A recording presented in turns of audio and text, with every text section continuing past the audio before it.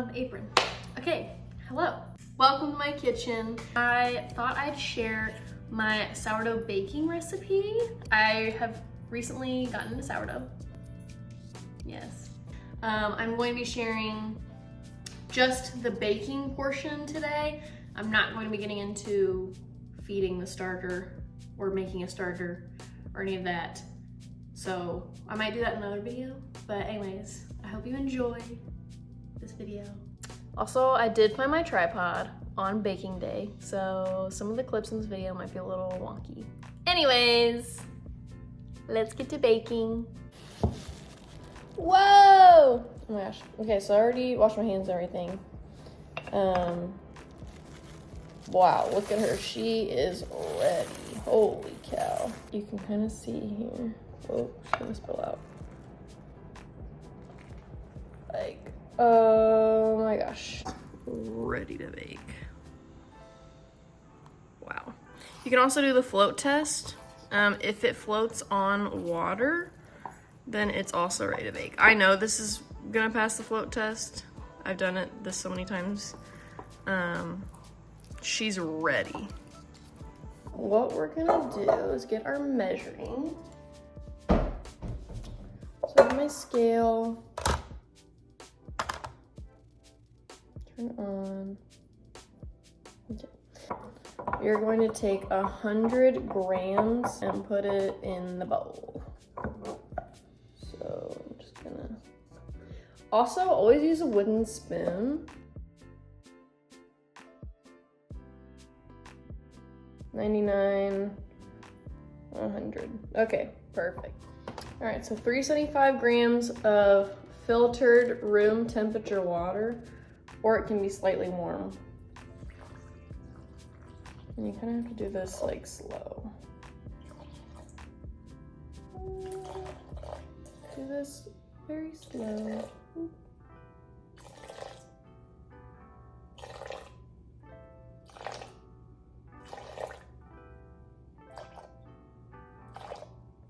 Okay. Mix that up. For this, I usually just take like a little spatula. Let me take this off. Don't mix on your scale. Stir this. Okay. Set that aside for a second. Bring back the scale. Make it 0. Next, 500 grams of your flour. I'm using this King Arthur's bread flour. This is what I use to feed my starter as well. So whatever you use to feed your starter, that's what you're gonna use.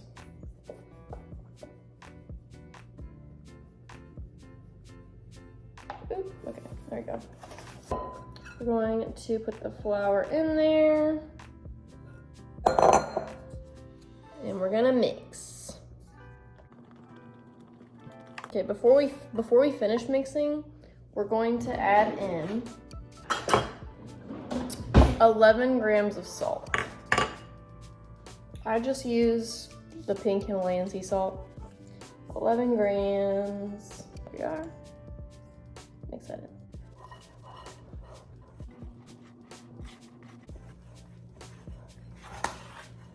Yeah, you're mixing it and you can kind of see it starts forming like a ball. You can kind of see here, but we're not there yet. So you gotta keep mixing. How I still have flour, you know, in there. We don't want that. We want all of it mixed in. Yeah. Okay. So you can kind of see we don't have like any more flour. It's looking good. I will take my hands and just, you wet it. Lightly wet it, yeah, and shake off the, you know, moisture. And I will just kind of like do this really quick. Make sure it's all very quick motions because it is sticky. Just really make sure we are all mixed. I have a bucket. I'm going to put this into the bucket. I'm going to take our dough ball, just going to plop it into the bucket. So it looks like this. We plopped into the bucket. Now we're going to cover it and let it rest for 30 minutes. With plastic, very loosely, I just cover it. Alexa, set a timer for 30 minutes. 30 minutes, starting now. Okay, it's been 30 minutes. I just took off the plastic wrap. I just wet my hand. I washed my hands first, and I shake off the wetness. So you do want like wet hands for this, but what you're gonna do, we're gonna perform a series of stretch and folds. All right, so you get in there, stretch it, and fold, turn. And you do quarter turns, so stretch and fold, quarter turn, stretch, fold, quarter turn, stretch. Again, really hard to see, but I'm stretching and I'm folding. Any bubbles, don't pop them. If they pop by accident, you know what happens, but just try not to pop them. Stretch and fold. All right, that looks really good. After all the stretch and folds, this is what it should look like. So you're gonna do this 4 times total. I've already done 2. I have 2 more, but you set the timer for 30 minutes. So Alexa, set the timer for 30 minutes. 30 minutes, starting now. Thank you. So we have an hour left to go. So I'm not gonna film that part, just do 2 more every 30 minutes. So I'll see you back in an hour. Okay, so after your last set of stretch and folds, which I just did, it should be 4 total. I just stretch and folded this one. So you've done it 4 times. You will now let it sit and bulk fermentate. So this needs to double in size, at least.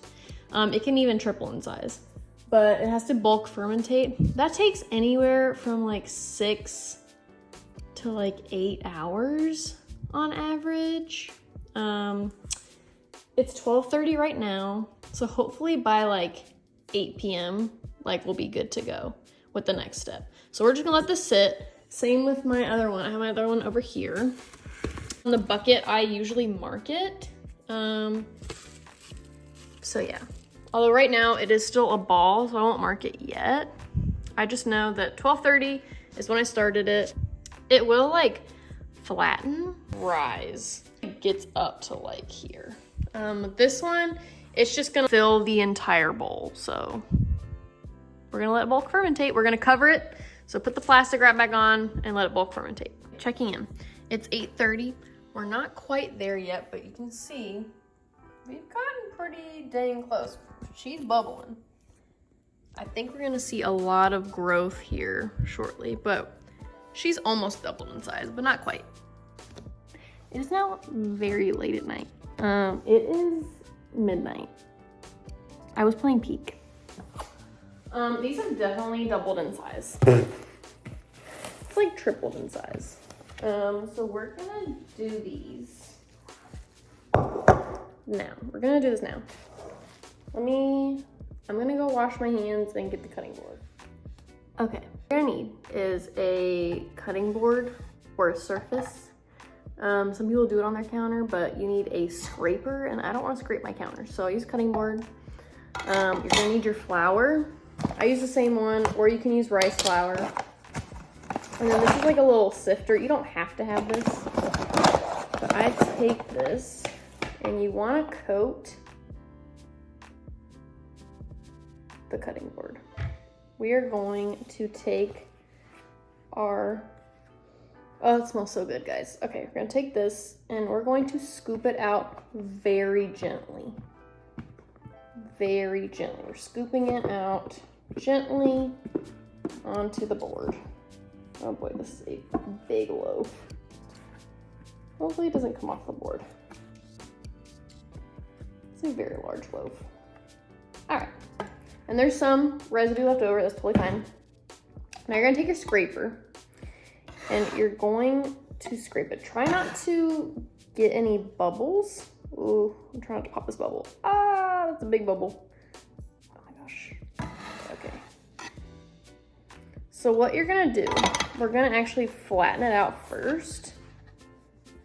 Again, try not to pop any bubbles. That's really hard, but okay. We're gonna do this first before the scraping, sorry. Okay, so what we're gonna do, flatten it out. I'm going to fold once, fold twice, start from the back, and roll. And we've got our bun. Take the scraper and you pull it. And we're creating tension. It's hard to see from this angle. I might be able to hold the, well, I can't really hold the camera. You're like trying to make the bun tight. So see how we are forming the bread loaf. We are forming the bread. And you might need some more flour, which I'm gonna need. So just take some, sprinkle, and you can move the bun over here and do it again. Sprinkle. So yeah, and that way it doesn't stick to the cutting board. We are creating tension, so you're like dragging it, if that makes sense. And you're creating tension. We got a lot of bubbles in this one. This is a good loaf. Okay, I'm gonna lift this one more time and put just like a little bit more flour. Keep it on top too. Just like a little teensy bit.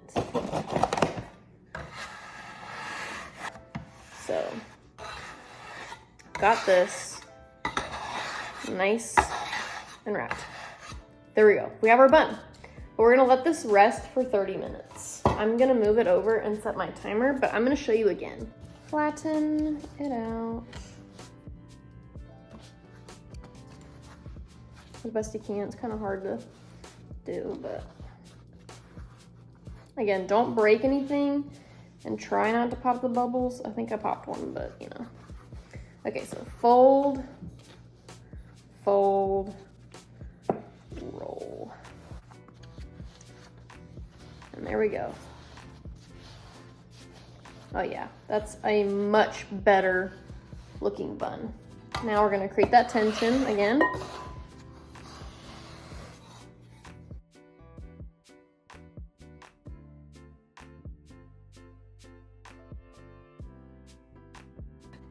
She looks good. So now I'm going to move her as well over there. And I'm gonna set the timer for 30 minutes. We let them rest because then we're gonna do it all over again. This is how I wrap them. That one I just have that cake thing over, and then this one I have plastic. You just wanna protect it in case you have like, you know, hair, like dogs, cat hair. I have a lot of animals, so I protect it in case there's anything or dust or, you know, whatever. You just don't want anything getting on it, so. Let them rest 30 minutes. You're gonna need a Banneton, or you could just use a bowl with like a cloth. But I have these two Bannetons. You lightly coat the whole thing in flour. There's flour everywhere. Like, this gets everywhere. Okay, so we're going to flatten it out. Flatten, flatten.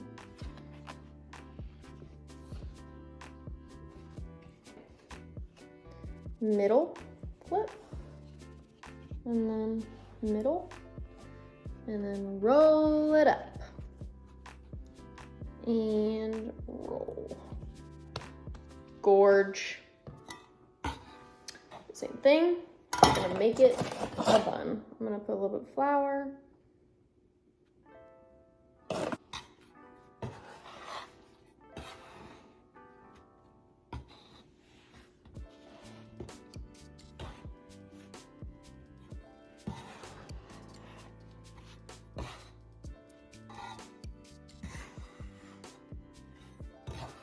We're going to very quickly flip it into the Banneton. So you're gonna scoop and flip.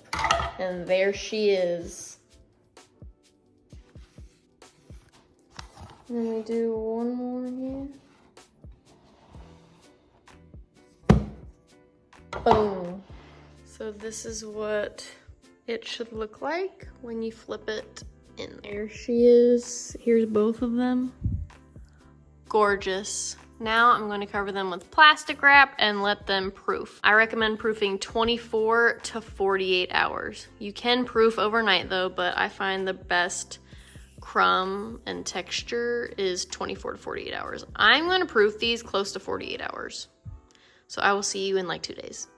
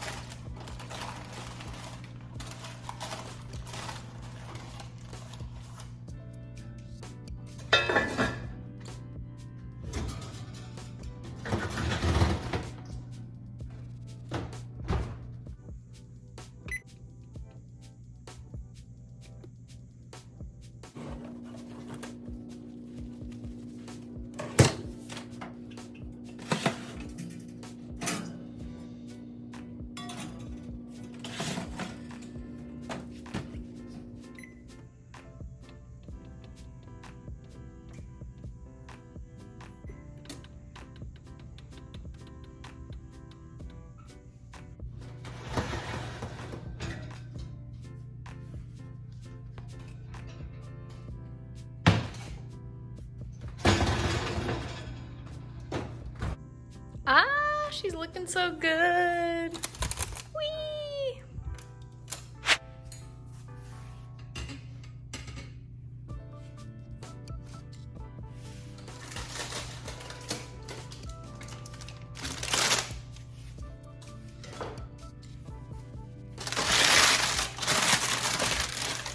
I just get a spatula and scoop it onto the rack. Wow, look at her. Wow. We are going to let this cool on the cooling rack for 2 hours. I'm gonna put a lid over top, but the air can still come out the bottom. You definitely want to let it cool before you cut into it. If you cut into it immediately, it could deflate. So yeah, letting it cool at least 2 hours will really help the crumb stay intact. But I usually let it cool overnight. So it's up to you, minimum 2 hours, but a lot of the times I let it just cool overnight. Okay, there's the second loaf. Ah! Look at them in their glory. They're thick, they're golden, they're both done baking. They now have to cool overnight. I don't cut into them until the next day. So I will have to take a clip of them tomorrow morning so you can see the crumb, but they are both thick. Yeah, this one was slightly bigger, but amazing. All right, here we go. The ceremonial cutting. I'm fighting for my life.